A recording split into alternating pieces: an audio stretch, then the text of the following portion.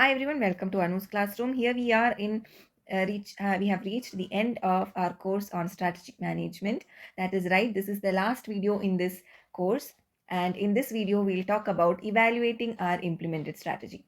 In the last video we talked about how we can control our implemented strategies, and we told or talked about the fact that if we have to control, then we have to first evaluate. So that is what we'll be discussing on today. In this video we'll focus on the concept of the process of evaluation and discuss the different quantitative and qualitative measures that are used for evaluating our implemented strategies. And we will also discuss about the concept of the balanced scorecard and discuss on how to develop a good understanding of the performance evaluation system for our strategies. So by this we will have covered all the various aspects of our strategy management, that is starting from how we formulate strategy, why is it important, what is strategy and strategy management, leading which leads us to how we can analyze our environment and then formulate strategies, and finally accumulating to implementation and control of strategies. By the end of this course, as well as the end of this video, you should be able to understand the process of evaluation, the different aspects of business portfolio analysis, the importance of qualitative measures that are used for evaluating strategies, the basic concept behind the balanced scorecard, and also the characteristics of an effective evaluation system. And throughout this video, we'll be discussing on contents like the process of evaluation, business portfolio analysis, the qualitative factors that come in the evaluation of strategies, the balanced scorecard, how we can structure our evaluation, and how we evaluate in a multi-business organization, and what are some of the characteristics of an effective evaluation strategy. So without wasting much time, let's get started. And as you would all have realized by now, this strategy evaluation comes as one of the last stages of the strategy management process, where once we formulate the strategy, we implement it, and then we have to evaluate it. And after evaluation, the only thing remaining here is control. An organization can have one of the best formulated as well as best implemented strategies, but if you are not able to evaluate those strategies, then they might become obsolete over a period of time. And therefore it becomes very important to have an effective evaluation system so as to help the organizations achieve its objectives in the long run. The evaluation process involves the control mechanism, which helps in taking corrective actions. And the control process we have already discussed in the last video. Here we will be discussing the qualitative aspects and the portfolio analysis so as to help you develop a complete understanding of evaluation as well as control. So let us look at the process of evaluation. The key to a successful strategy is always effective implementation as well as evaluation, along with control wherever necessary. Any kind of error in strategic decisions will definitely harm organizations, which in the long run may be highly dangerous. So, the first phase in evaluating our strategies is selecting the key success factors, developing measures, and setting the standards, and collecting information about the actual state or actual performance of our strategy. The second phase, once we have collected information, is to compare whatever information that we have collected with the standards that are laid down, and initiating any action to alter performance wherever necessary. This follow-up action could be related to people or business or both, and could also be tactical or strategic. Business portfolio analysis is another important aspect of strategy evaluation. This portfolio analysis is an analysis of the corporation as a portfolio of different businesses with the objective of managing it for returns on its resources.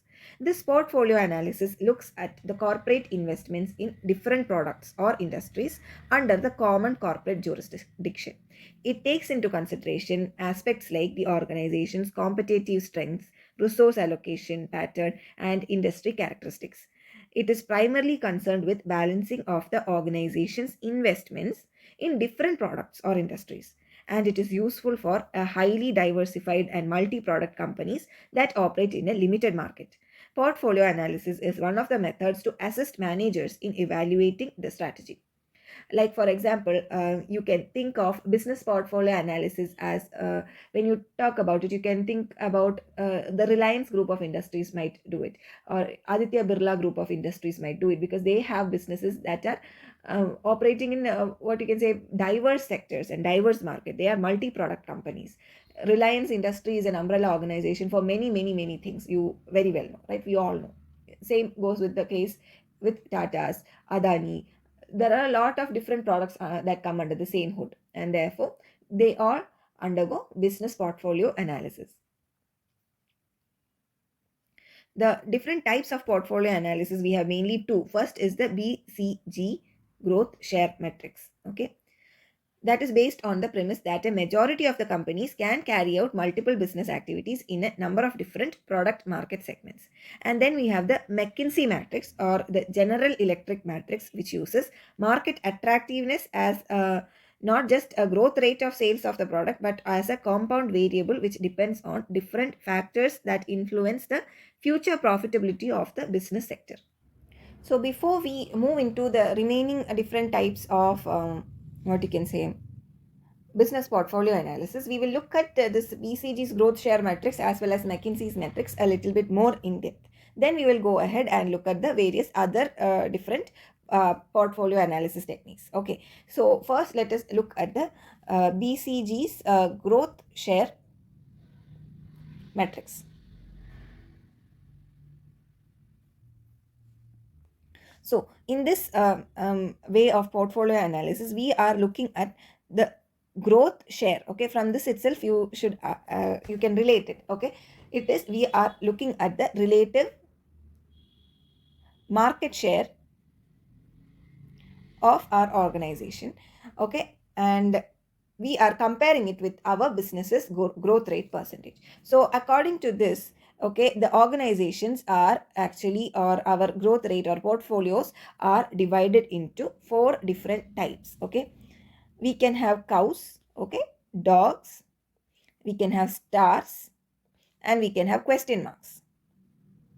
So what these are, we will discuss in detail now. Okay, so in on the x-axis we have the market share. Okay, that is the relative market share, I must say, relative market share. Okay, and on the y-axis we look at the business growth rate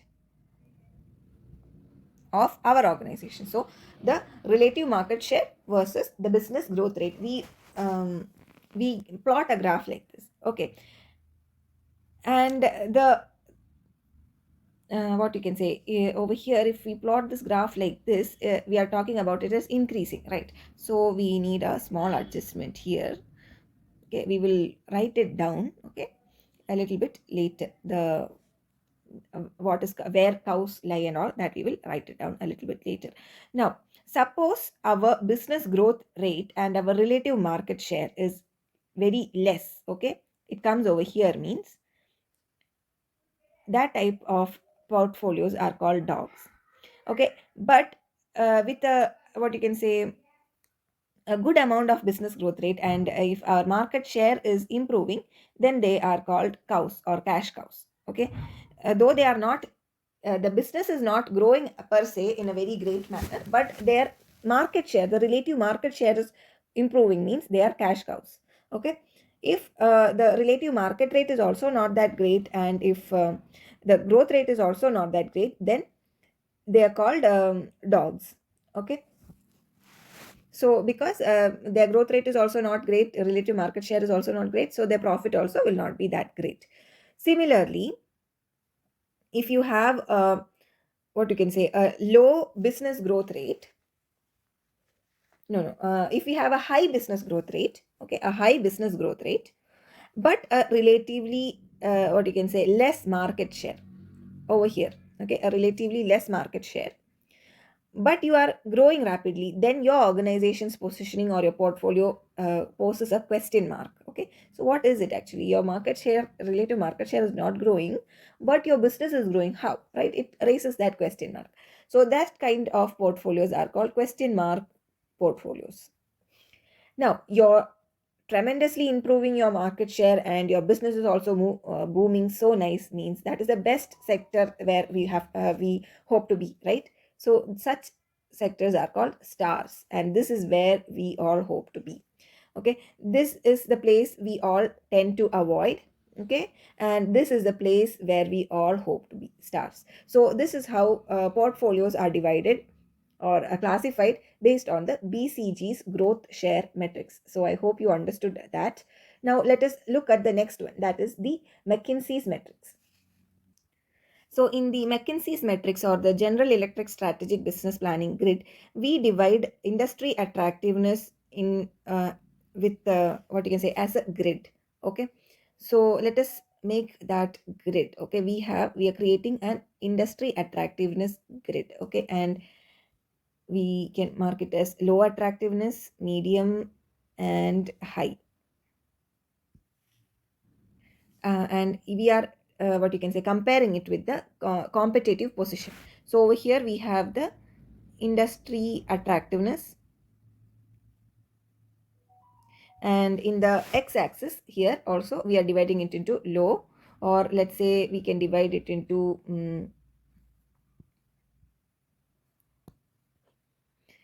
weak, okay, average, and strong. This here we are talking about is the competitive position. Okay, so on the x-axis we have the competitive position, and on y-axis we have the industry attractiveness. And based upon where our industry lies, okay, we can determine the what you can say we can determine the portfolio of the business.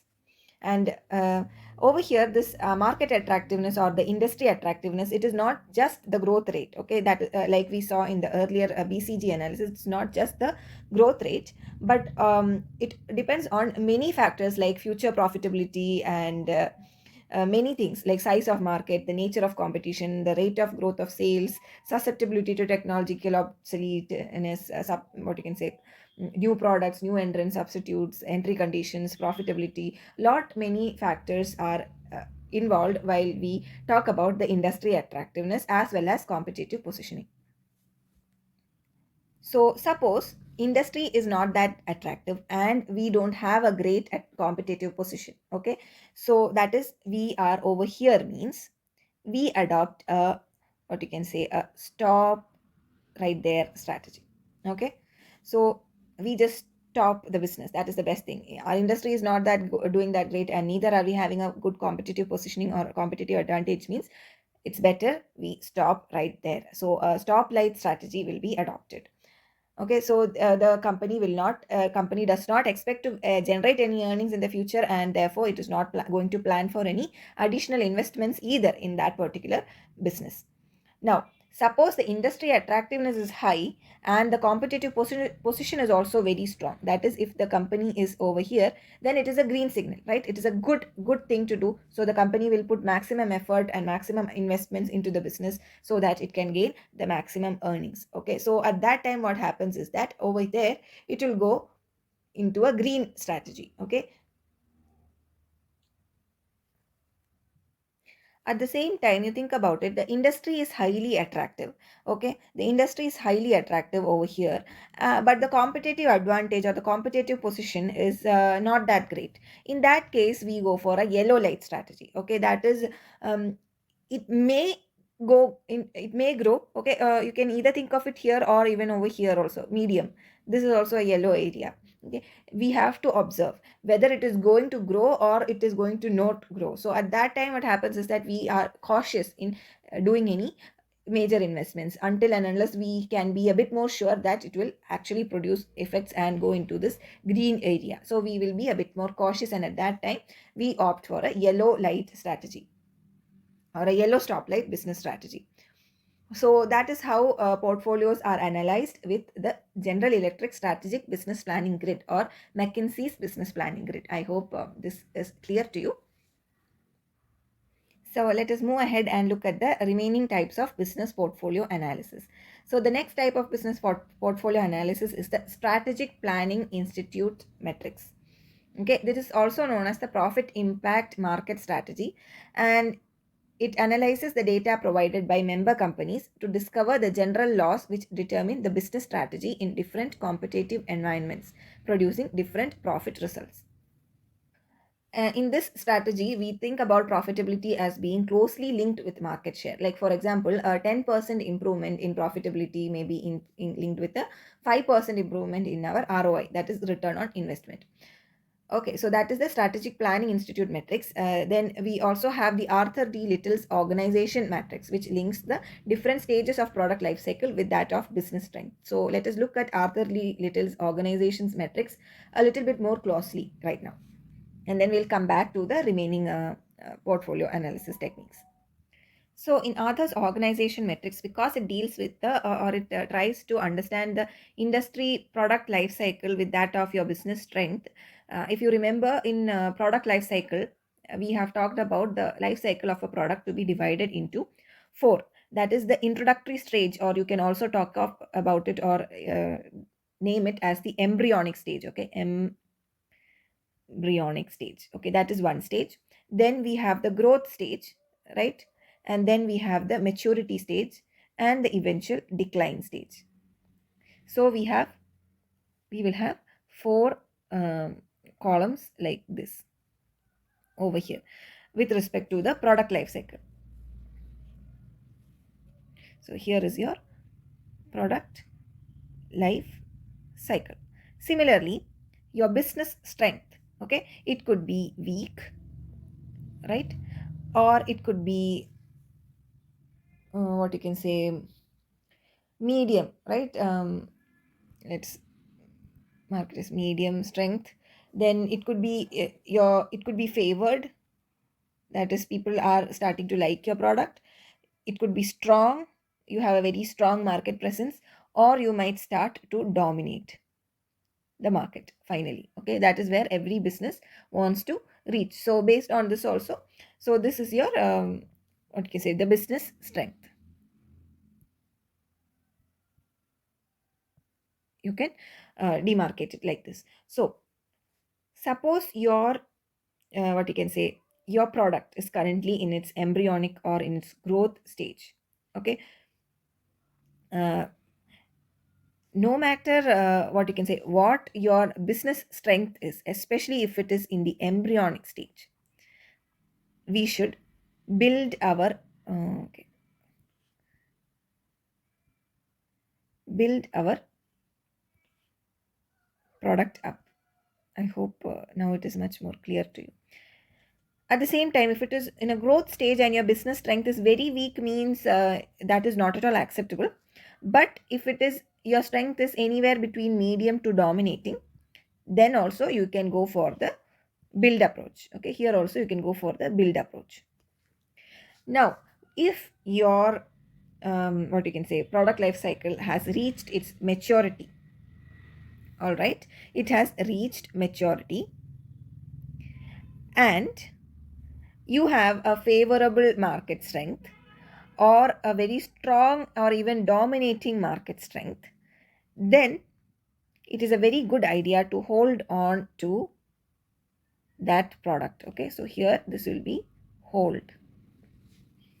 Suppose again, if your product life cycle is at the decline phase, but still you are having a very strong market share, okay, but still you're having a very strong or even a dominating market share, okay, these two cases, then you should best go for harvesting, that is get the maximum out of that product, harvest it, milk it for the maximum amount of money. But you might see over here there is a few cells still remaining to be colored up, right? Suppose you are in the growth stage but still your business strength is weak, or if you are in the mature stage but still you have not got a favorable business strength, okay, or if your product is in the decline stage and is not having a strong market strength, okay, that is this area over here, like a staircase, any place over here, if you are lying, then whatever return on investment that you are getting is absolutely not acceptable. You need to stop right away. Okay, this is an unacceptable area. So this is how business portfolios get analyzed according to Arthur's organization metrics, or the product life cycle approach. I hope this is clear to you. Let us move ahead with the next type of portfolio analysis. The The next type of business portfolio analysis is Hofer's product market evaluation matrix, which was proposed by Charles Hofer.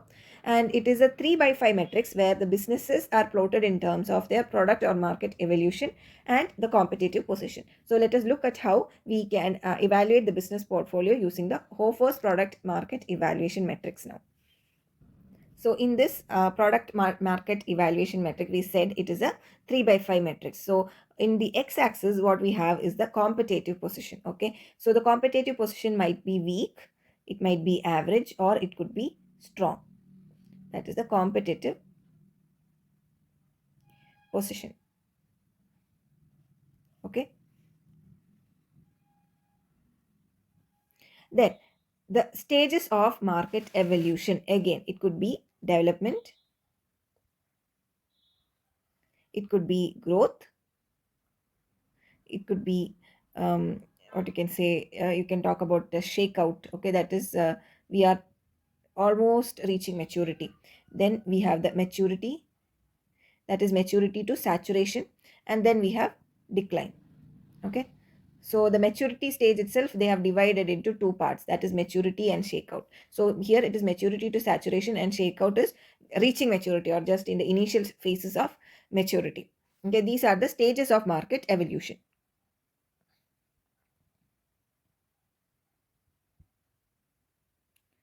So from here also you can think about it, right? If your market competitive position is weak, okay, and if your, what you can say, if your market strength or stages of, if your market has evolved into either a shakeout or maturity market, then it is a cash cow.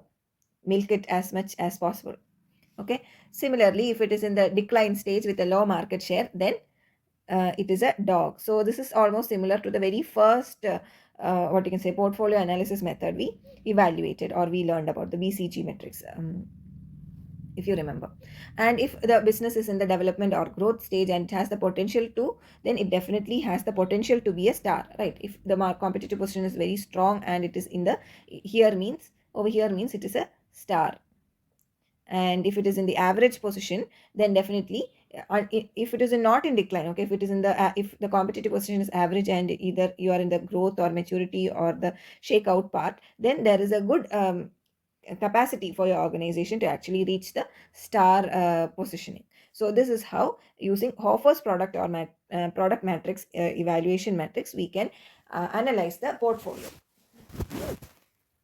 We have one more method for analyzing portfolio, that is the Shell's directional policy metrics, which is similar to the General Electric's McKinsey's metrics approach, wherein the business prospects and competitive capabilities are plotted in the x and y axis, and accordingly we find out the portfolio, the type of portfolio, and from there we go for the various recommended strategies. So we look at the competitive position, it could be weak, it could be average, or it could be strong.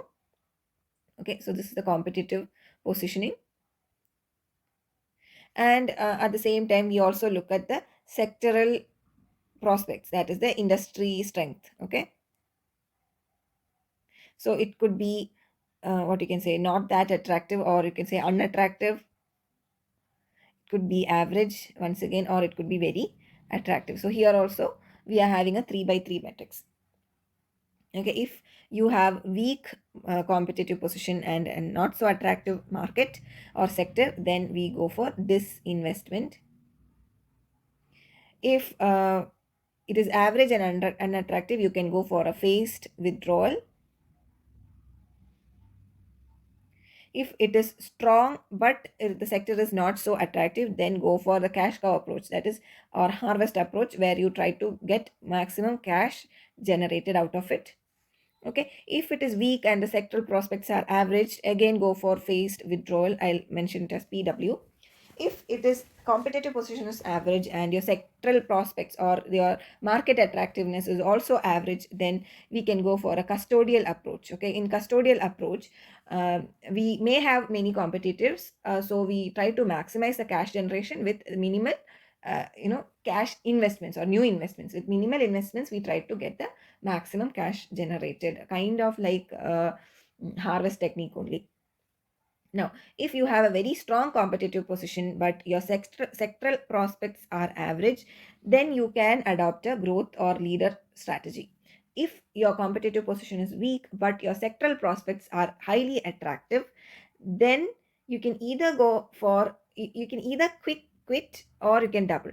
That is, you can either pick products that are likely to have a high future return, or that is doubling, or you abandon the others which are not that attractive in the future, okay, which you don't think that will generate good returns in the future. So you can go for this double or quit method. That is, whichever products you think will work in the future, you keep them while abandon the others, okay, if your competitive position is weak but your sectoral prospects are attractive. If your competitive position is average but you have high sectoral prospects, then we should try harder and try to push it to the star, that is strong competitive position and attractive sectoral prospects, because already your sectoral prospects are attractive means you should try harder to get your competitive position strong. Now, if your competitive position is strong and your sectoral prospects are highly attractive, means you are a leader of that particular sector or industry, and this is where we all want to be. So that is Shell's directional policy metrics. With this, we have, I guess, covered almost all the important types of portfolio analysis methods. Ahead and look at the other topics that we have to cover in this video.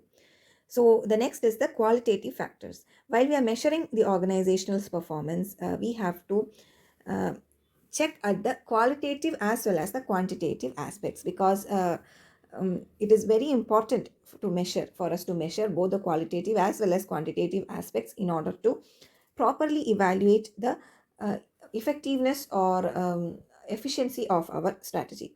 And basically the quantitative factors, we all know it could be your financials, it could be your sales volume, anything and everything that you can measure mathematically is your quantitative factors, and they are easy to measure compared to your qualitative factors. Qualitative factors generally constitute of the human factors, like is the strategy internally consistent, or is the strategy consistent with the environment that we are operating in, that is your external or internal or competitive environment.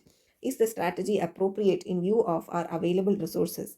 Does the strategy involve an acceptable degree of risk? Is it highly risky, or is the risk level that our strategy is coming with acceptable to us as an organization according to our policies or our vision, mission, or core values and things like that?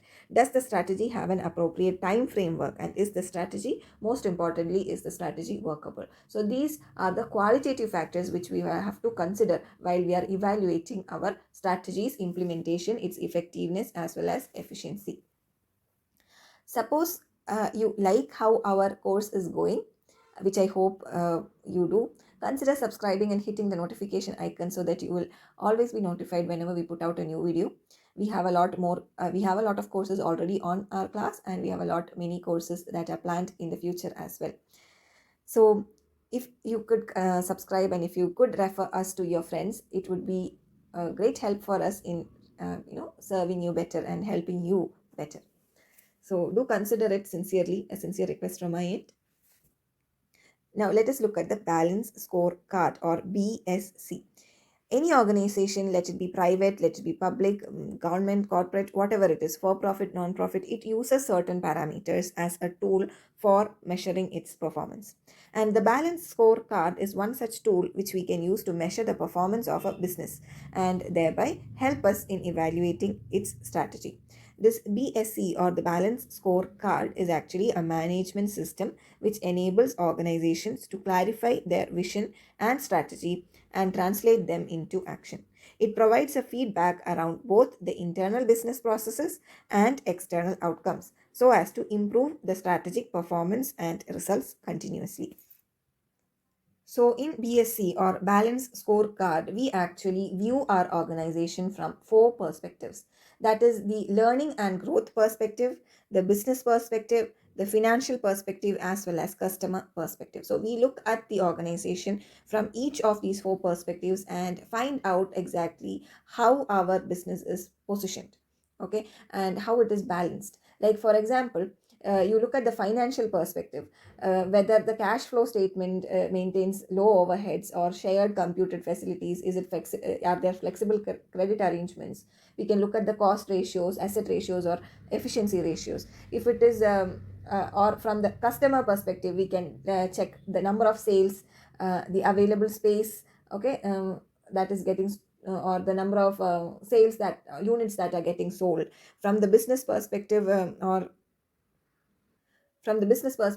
you can look at whether your deadlines are being met, whether the demand is being properly handled by whatever supply, or whether you are producing enough number of units to meet your demand, whether demand and supply are in sync. Or from the learning and growth perspective, you can say how much percentage of raw materials are you using, are you wasting much uh, like great amounts of raw materials. What is your time for response? Are you being able to properly respond to, be it customer queries or be it legal queries, whatever it is? How many number of processing errors do you make? What is your organizational structure? Is it flat or is it vertical? How do you utilize your capacity? How efficient and effective is your cost management or your information system? So such things come under the learning and growth perspective. So the balance scorecard actually looks at the organization from each of these perspectives and determine the overall score of your organization to find out your value or the effectiveness of your strategy, and thus evaluate how your strategy is going. If is your strategy improving financials, is your strategy improving customer relations, is it improving your business, is it improving your learning and growth? Such things get looked at from the balance scorecard perspective. Now, as we all know, if we have to effectively implement a strategy, it is very necessary that somebody should be there to at the helm of it, right? Somebody must be there who is responsible for it. If there are too many cooks, means it is going to spoil the broth, right? So there must be one person who is exclusively responsible for carrying out all the operations that are required for implementing the strategy. So it could be responsible, that is, you can think of it as creating responsibility centers and responsibility center manager, so that we can achieve the objectives of the organization by following the strategy whichever we have selected. And these responsibility centers or these managers should have the full freedom to take whatever operational decision is required that is relevant to their business in order to get the strategy up and running efficiently. So to an extent, these responsibility centers will actually be restricted in taking decisions relating to functional policies, because those decisions will not be within the jurisdiction of them. And these responsibility centers are of many types. Like in profit oriented organization, it could be a profit center, or it could be a revenue center, or even an expense or cost center. So profit center managers will be responsible for profits. Revenue centers will be responsible for revenue generation. Expense centers or cost centers manager will be responsible to reduce the expense or reduce the cost, like that. And in the functional structure, the only person who can be held responsible for profits will be the chief executive officer, that is the CEO, because the very next level below it will not have the operational jurisdiction over such issues which are related to other functional areas. So that is the so what we are trying to make you understand over here is that we need to have a proper structure for evaluation. Only then, like, there should be a head of the department or head of this responsibility center, whom you can hold accountable for this strategy implementation, and to whom you can ask for information regarding your strategies implementation and evaluation. That is, you need to have a proper structure, like maybe it is a CEO, or maybe it is your CFO or COO in case of operational strategies, like that. So that there is a proper structure, there is a hierarchy of how the commands and controls are going to go, how is the reporting going to go, so that you can have a much better control over the implementation, evaluation, and midway corrections and things like that. So that is structure of evaluation. Now, coming to multi-business organizations, how do we implement an evaluation system for them? In a multi-product or a multi-business organization that has several divisions, Okay, as profit centers, there may be several products or components which are manufactured or sold by one division, which at the same time may be required by others for their product or business. So, in such cases, a system of transfer pricing has to be developed to transfer products or components from one division to another. Otherwise, what happens is that a situation may arise when two divisions may take decisions which may be against the overall interest of the organization. And it should be remembered that the purpose of transfer pricing is not to encourage inefficient operation by dictating a transfer price that will fetch a profit, but to ensure a fair price to the concerned divisions in the absence of an open and free competitive market price. So, the simplest of example you can think of. Okay, suppose you are running a bakery. Okay, you might have buns, you might have cakes, you might even have chocolates or things like that that you create, right? So or you can even think of, yeah, let's keep the bakery example itself.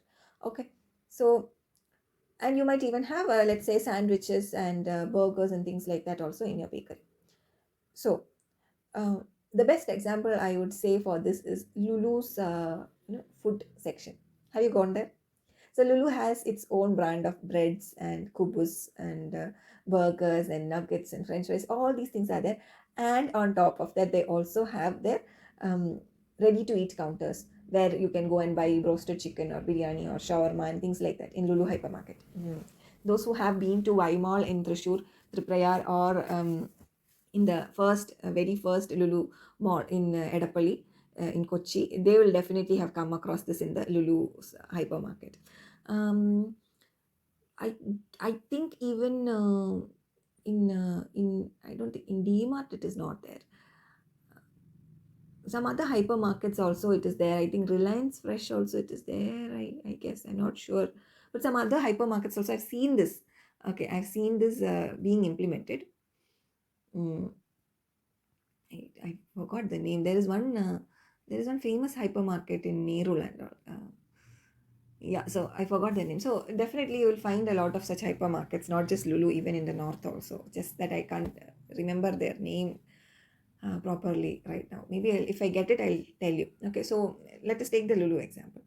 So they have their bread. So that means Lulu is in-house manufacturing breads. And then they also have sandwich counters wherein you can buy sandwich. So this bread that Lulu is producing, definitely they can use that same bread to make their sandwiches also, right? So, but how will you assign the cost? If you were to sell this bread outside, you would get a cost, right? Like you would get a revenue out of it. But that same bread you are using now to make another value added product, that is sandwiches. Similarly, Lulu also has their own flour. So the flour would feed to the flour department would feed to the bread making department, and the bread making department would further feed to the sandwich department, like that. So so that is what is you can think of as this transfer pricing. Okay, so why the so how the books of accounts will be arranged also will be like that only.